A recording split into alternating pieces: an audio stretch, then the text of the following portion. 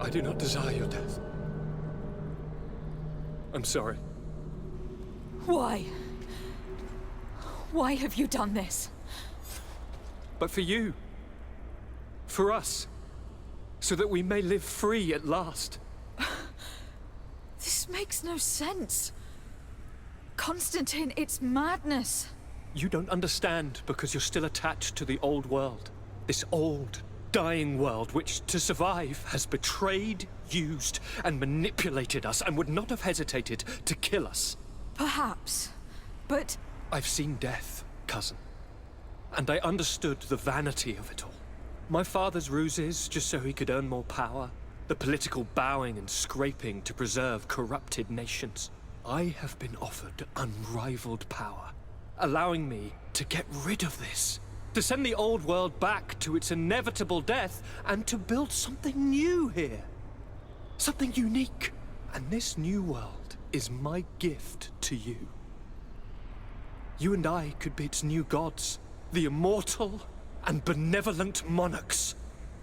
He himself is the incarnation of the old world he is speaking of. He has its vices and its poison. For his own immortality, he's prepared to destroy everything around him, to break millennia of cycles. I implore you, flesh of my land, think of all the lives that will come to an end to feed his pride. Don't listen to this old god. He's like all the others, after all, clinging to life. All you have to do is to bind yourself here, with me. And we will be gods together, forever.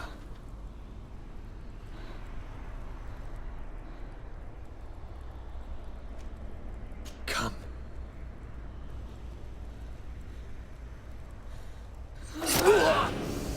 Oh, what a shame.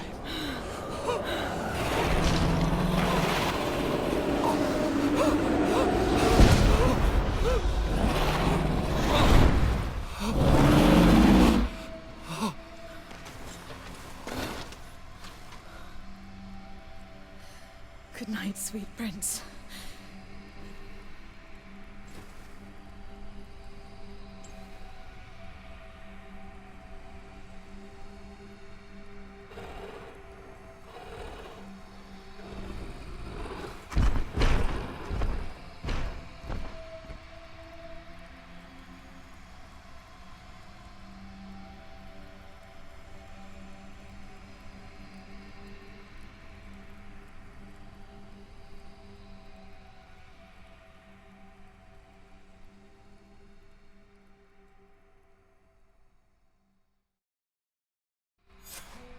After the fall of Constantine, my young student managed to establish stronger links between the old nations and the natives. Some of their donegada were even invited to the continent, and with their help, it slowly became a land filled with life again. And for the first time in a long while, the number of cases of the Malichor is decreasing. Those who bravely fought at Dorhad Genadu were celebrated everywhere. After all, if it weren't for this unlikely alliance, the island would have fallen into Constantine's greedy hands. Following this amazing victory, Vasco was awarded the rank of Commander of the Fleet. But he refused this honor. He preferred to stay beside the one he loved, although they do occasionally put out to sea. Sieglinde took Kurt as an advisor, but he insisted on keeping his place alongside his former student and friend, watching her back as he always had. Afra set aside her weapons and went back to her research on the native culture and flora of the island. It is said that she is even writing a book with the help of Dunkas's clan when not visiting her friends. Petrus's ambitions have finally been fulfilled. He obtained the much-coveted title of Cardinal. Despite the responsibilities implied by such a title, he still sometimes visits the one he calls his child. Siora, who had taken back her role as the Donegad of her clan, convinced them to join the Donea Exregao.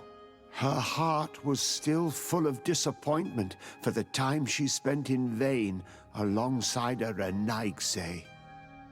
Dunkas and his people spent a lot of time with savants and theologians. Patiently, they shared their knowledge of the earth and learnt new techniques from one another, and in so doing, they restored balance between the New World and the Old. The natives' hostility towards the Alliance has not diminished, and Governor Byrne is in a delicate situation, especially considering some sordid rumors in Al-Sad regarding the practices of the scholars he protects. By wanting to convert the natives at all costs, including by force, Teleme's only reward was their anger. Bogged down in the political maneuvers of the missionaries and the Ordo Luminis, San Mateus struggled. Admiral Cabral had to face a mutiny as it became apparent that the Guard had been informed of the Nort's secrets. More secretive than ever, the Norts withdrew, only accepting the Seaborn amongst them.